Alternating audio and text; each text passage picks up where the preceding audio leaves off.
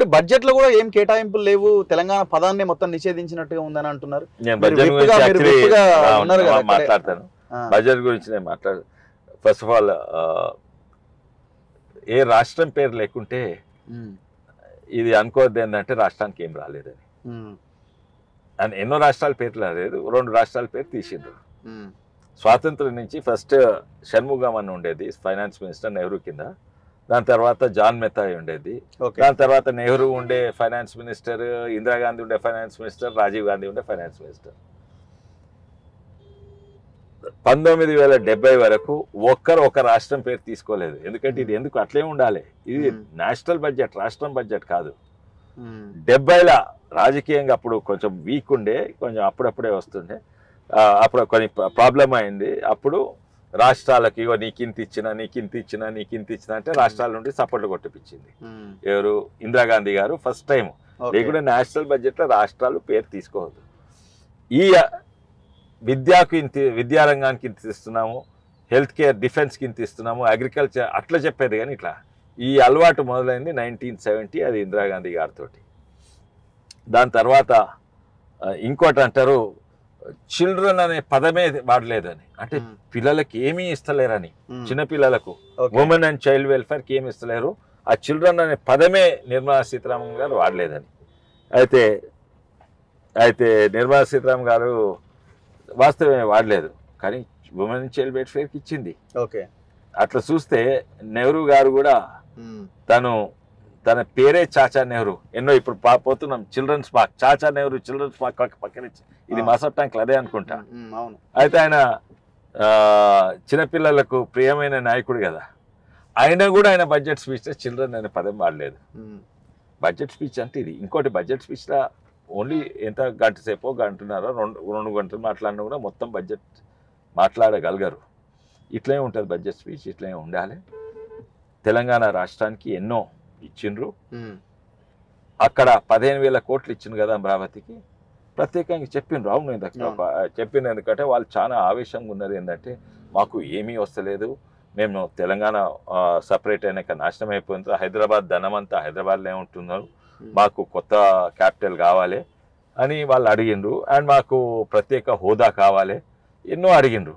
ప్రత్యేక హోదా ఇవ్వగలగరు, ఎందుకంటే ఫైనాన్స్ కమిషన్ ఒప్పుకోదు. ఇది మోడీ గారి చేతిలో కూడా ఉండదు. ఈ కొత్త రిఫార్మ్స్ వచ్చినాక అది అసాధ్యం. అండ్ వాళ్ళకి ఆవేశం ఉన్నా, అందుకే వాళ్ళ పేరు చెప్పిండ్రు. పేరు చెప్పి మీకు కూడా 15,000 కోట్లు 15,000 కోట్లు అప్పిస్తున్నారు. అది మంచిదే.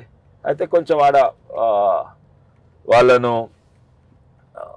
ఒప్పిస్తందుకు, ఎందుకంటే ఆడ 2 ప్రభుత్వాలు మారినాయి.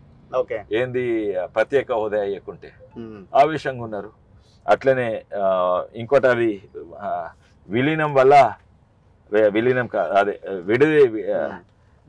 డివైడ్ అయినందుకు వాళ్ళకి నష్టమైంది. అట్లనే బీహార్కు కూడా డివైడ్ అయినందుకు నష్టమైంది. ఎందుకంటే అన్ని మినరల్ వెల్త్ అంతా ఇక్కడ ఉండేది, ఇక్కడ జార్ఖండ్లో ఉండేది.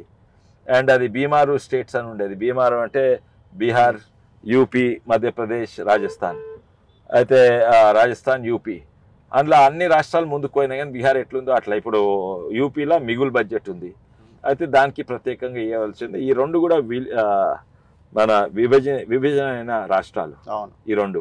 వాటికి డెఫినెట్లీ వాళ్ళు ఏదో ప్రజలు బాగా ఎక్స్పెక్ట్ చేస్తుంటుంది. అయితే వాళ్ళ పేర్లు చెప్పింది, కానీ వాళ్ళు ప్రత్యేకంగా చాలా ఎక్కువ ఏమీ ఇవ్వలేదు. వాళ్ళకి ఎంత అవసరం ఉన్నదో, ఎంత ఫైనాన్స్ కమిషన్ చెప్పిందో. ఇంకోటి అక్కడ ఏం పథకాలు వస్తున్నాయి, అదే పథకాలు ఇక్కడ కూడా వస్తున్నాయి. అక్కడ సెంట్రల్లీ స్పాన్సర్డ్ స్కీమ్, ఇక్కడ సెంట్రల్లీ స్పాన్సర్డ్ స్కీమ్. ఇంకొకటి, మీరు గతంలో కేటీఆర్ ఫారెన్ టూర్కి వెళ్ళినప్పుడు మీరు ఫ్లైట్ టికెట్ల దగ్గర నుంచి ఏమేం చేసింది, దాని మీద కేసు నడుస్తుంది. నాకు ఇంకా కేసు నడుస్తుందా? కేసు నడుస్తుంది. ఇప్పుడు రేవంత్ రెడ్డి కూడా ఫారెన్కి పోయిండు. ఆయన కూడా పెట్టుబడులు ఆకర్షించాలి అన్న దీంట్లో ఆయన ఐటీ మినిస్టర్ శ్రీధర్ బాబు వీళ్ళంతా. సో ఆయన టూర్ని, మరి ఈయన టూర్ని ఎట్లా చూస్తున్నారు? ఈయన కూడా ఒక 2-3 పేపర్లలో వస్తున్నాయి, ఆ కంపెనీ ఈ కంపెనీ పెట్టుబడులు వస్తున్నాయని. నేను కేసు పెట్టింది అది.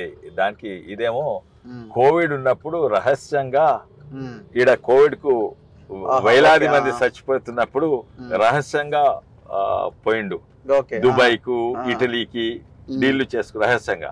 వాటి గురించి నేను మాట్లాడాను. కేటీఆర్ గారు అఫీషియల్లీ పోయిండు, ఈయన కూడా అఫీషియల్లీ పోయిండు. అయితే మంచిదే పోయి ఇది. కానీ గొప్పలు చెప్పుకుంటారు. మీరు చూసిండ్రు ఉన్న కంపెనీ మళ్ళీ కొత్తగా తీసుకొచ్చినట్టు. ఉప్పల్లో కంపెనీ ఉండే ఐటీ కంపెనీ, అది ఎన్నో ఉన్నది, దాంతో అది కాదు ఇంకేదో కంపెనీ, అట్లా 2-3 వాళ్ళు నిజం మాట్లాడితే మంచిదే, ఈ పోవడం మంచిదే. కానీ చూడాలి నిజంగానే వస్తున్నాయా. కాగ్నిసెంట్ కంపెనీ మొన్న కలిసిండు రేవంత్ రెడ్డి గారు. ఇప్పుడు స్కిల్ యూనివర్సిటీ ఏదో అంటున్నారు. కరెక్ట్. అయితే కంపెనీ తెస్తా పోవాలన్నా అది వేరే విషయం. కానీ పోయి వాళ్ళని కన్విన్స్ చేస్తే మంచిదే. కానీ కాగ్నిసెంట్ ఎట్లయినా ఇక్కడికి వస్తుంది, ఎట్లయినా ఎక్స్పాండ్ చేస్తుంది. సీఎం పోయినా పోకుండా ఎక్స్పాండ్ చేస్తుందంటే అది పబ్లిసిటీ కొరకే.